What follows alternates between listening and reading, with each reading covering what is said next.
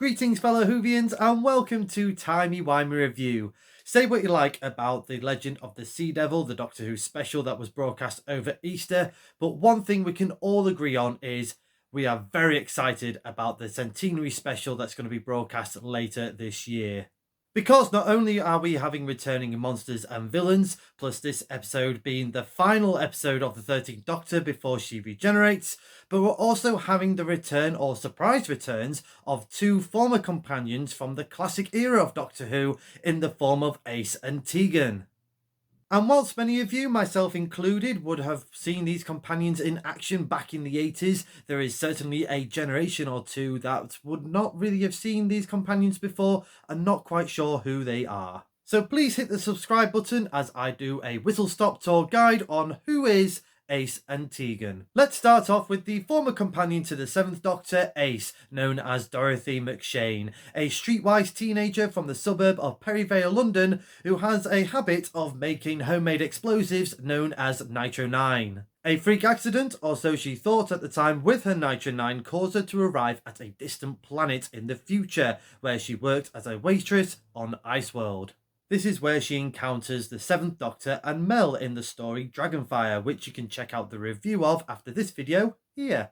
Mel departs, but Ace stays with the Doctor for many more adventures, including the infamous moment where Ace attacks a Dalek with a baseball bat. Ace, for me, is the original blueprint for the modern day companion that we see today. I thought that Andrew Cartmel, who was the script editor at the time during the 7th era of Doctor Who, was just great at building these characters. Because not only did he bring back the mystique of the 7th Doctor, with him being the manipulator of people and events, but also grew this great backstory for Ace. And in retrospect, we saw Ace grow from a teenager into a woman. The stories I would recommend that you check out to get a full flavour of Ace as a companion is not only Dragonfire, but Remembrance of the Daleks, Ghostlight, The Curse of Fenric, and Survival. This video is to cover more of the TV side of Doctor Who, which is more canon, rather than the expanded universe of books, audios and comic strips that we have, especially of Ace, because at this time there is a 30-year mystery of kind of what happened to Ace TV-wise when the show got cancelled in 1989. Now, I know in expanded media there is so much backstory to Ace and so many crazy out there things for Ace as well, which I do recommend that you check out, but for canon reasons I'll just stick to sort of what we know TV show wise. So the last thing that we heard of about Ace was what was mentioned in the Sarah Jane Adventures, where Sarah Jane mentioned that there's a Dorothy something who created the charity organization A Charitable Earth. So yeah, it's going to be really fun to pick up from Ace where we left off pretty much 30 plus years ago. So let's move on to Tegan, or her full name, Tegan Jovanka, an Australian air hostess who we meet for the first time in the 4th Doctor story Logopolis, and you can check out my review of Logopolis after this video here. Straight away, Tegan is having a terrible time of things. On her way to the airport, her car gets a flat tyre, she mistakes a real police box for the actual TARDIS, and her poor Aunt Vanessa is cruelly killed by the Master. After the 4th Doctor regenerates into the 5th Doctor, Tegan becomes a semi-reluctant traveller, with the Doctor trying to get her back home. However, when she does return home, things are just not the same, so Tegan continues her adventures with the 5th Doctor. And in some ways it's for the better, with this no-nonsense feisty Australian, dubbed Mouth on Legs, forming an everlasting bond with the Doctor's other companion Nyssa, and also becoming close friends with not only the Doctor, but also its other companions Turlough and Adric. However, her travels with the 5th Doctor comes at a price. Her adventures in time and space, without a doubt, takes a psychological toll. During her adventures, she was possessed by an alien entity known as the Mara, and as I mentioned earlier, we had the death of Aunt Vanessa, with many more deaths to come, including probably the most painful of all, which was her friend and companion Adric.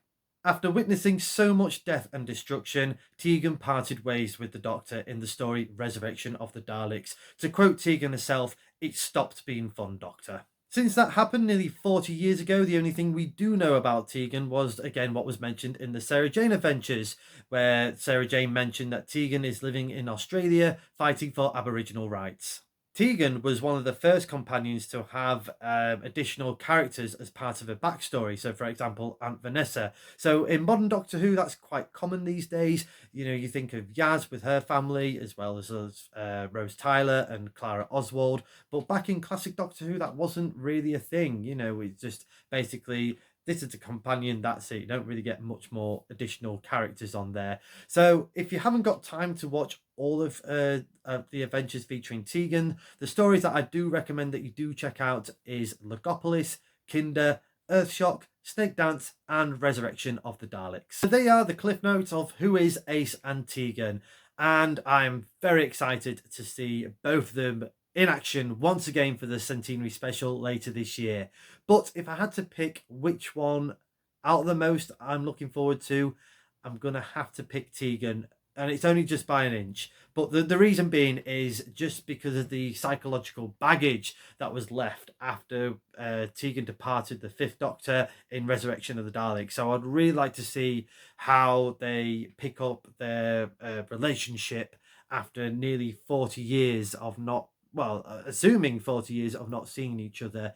Now, it's kind of hinted, I suppose, from like the Sarah Jane Adventures and kind of what we got from the Next Time trailer, that former companions meet up and reminisce about their time with the Doctor. But yeah, like with Tegan, Ace as well. You know, we've got the mystery of what happened with her leaving the Seventh Doctor. Will we get that answer in the centenary special? I'd probably say no. I think there's so much going off in that centenary special already that I don't think we've got time to fill in all the gaps of Ace's and Tegan's history.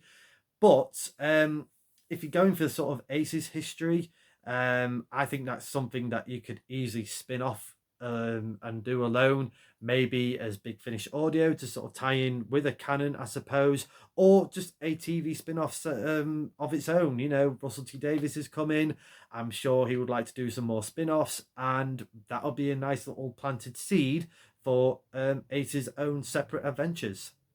But back to Tegan, and I know Janet Fielding, this is her first acting work for such a long time. I know she's more into being an agent for actors and actresses now rather than being on screen. So yeah, it's very cool that she's come back to perform for Doctor Who. Out of all the shows she's probably been offered over the years, to come back to Doctor Who is it's a special treat for us all. Let me know in the comments below your thoughts to this video. Do you have any fun facts about Ace or Tegan? And for my regular Whovians, what is your favourite story to feature Ace or Tegan in Doctor Who? Next time on Timey Wimey Review, to celebrate its 30th anniversary since its return, I will be reviewing the second Doctor story, Tomb of the Cybermen. Until then, thank you very much for watching. I hope you've enjoyed this video. Please like, share, subscribe, and hit that cloister bell for more notifications. But as the good Doctor once said, there have been many companions, but only one me.